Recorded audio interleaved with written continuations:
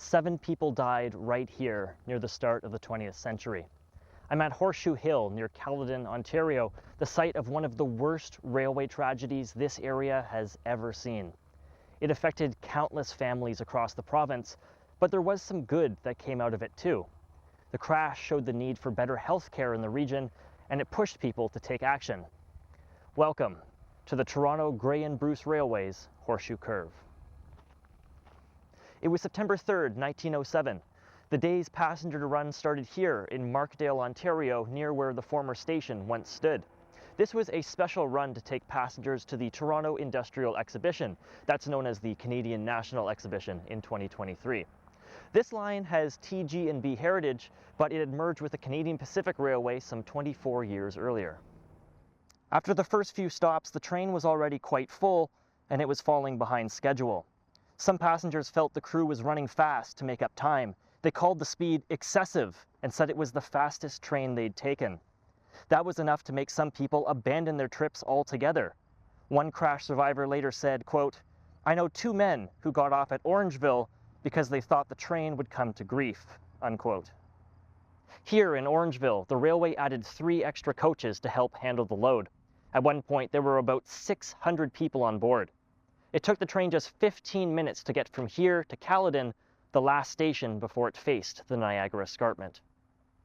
In the world of railways, major curves aren't ideal. They can require more maintenance, and trains have to slow down to get around them safely. But when the tg&b came to Caledon, major curves were the only option. From the top to the bottom of the horseshoe, the track drops about 85 feet. If that were a straight line, it would be a grade of about 6.5%, which is just too much for trains to handle. Adding the horseshoe curve brought the grade down to about 2%. That's still considered mountain grade and is very difficult to run on, especially when you add on a horseshoe curve. But expert railroaders can generally handle those slopes. The engineer, George Hodge, had some experience, but he was far from a veteran. In fact, this was only the second time he had ever run a passenger train. Hodge said he put on the brakes a quarter mile before the crash, but with a heavy train and a steep hill, that's simply not enough time. The speed limit on the curve was 25 miles per hour, but track workers in the area said the train was going much faster than that. Some passengers would later say it felt like the train was going 55 miles per hour when it crashed. When the track workers saw the train coming at speed, they quickly jumped to the other side of the fence, getting farther away from the tracks.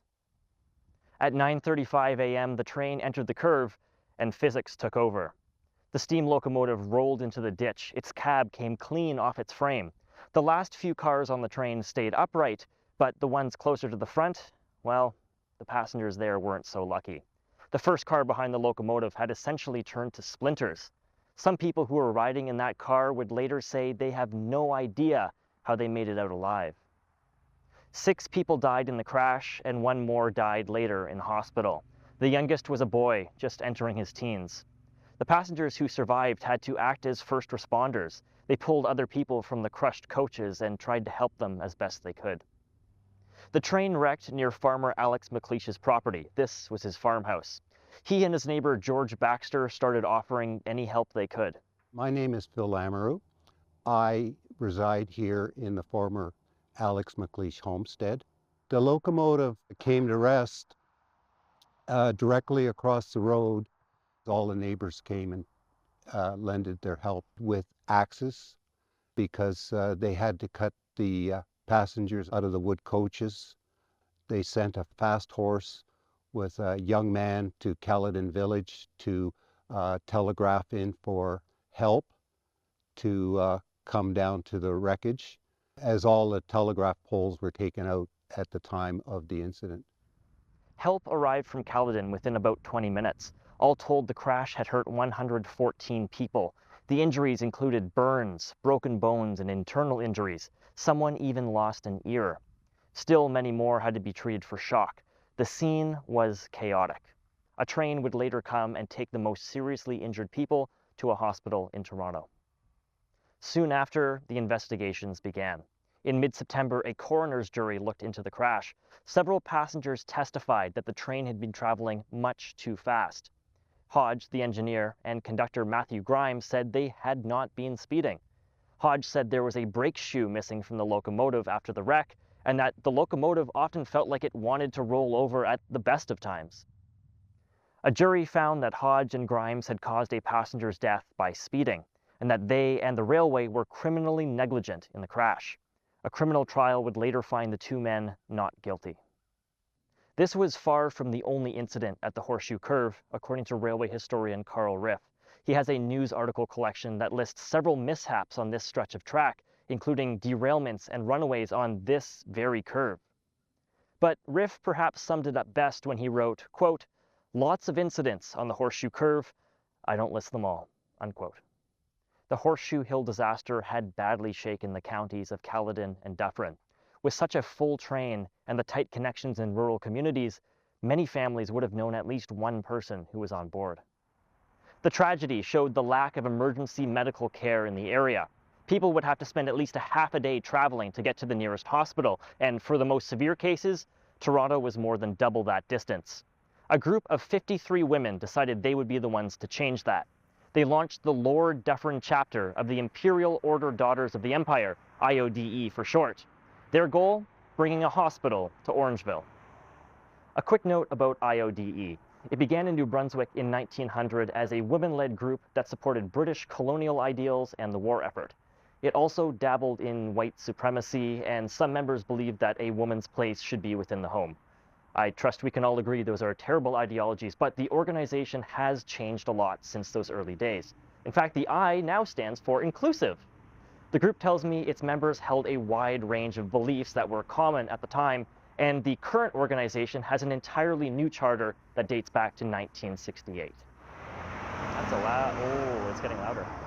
By 1911, the Lord Dufferin IODE chapter had raised $6,300. That's around $160,000 in 2023 money. They bought a house and spent the rest of the funds turning it into a healthcare center. It opened in October of 1912 at the corner of 1st and 2nd here in Orangeville. It kept growing throughout the years, and today this property stands as Lord Dufferin Center Retirement Residence. IODE ran the hospital until 1954 when a community hospital board took over the management. It's since merged with other health providers, and today the modern-day hospital is part of Headwaters Healthcare Center. Orangeville was growing. It was bound to get a hospital at some point, but the efforts of these women certainly sped up that process. And it saved lives, too. One of the first patients at the hospital was a railway worker who got hurt on the job. He would later tell a newspaper that without a hospital this close, quote, "I would have had no chance whatever for recovery," unquote. The hospital in Orangeville was one lasting legacy from the railway tragedy, but whatever became of the Horseshoe Curve?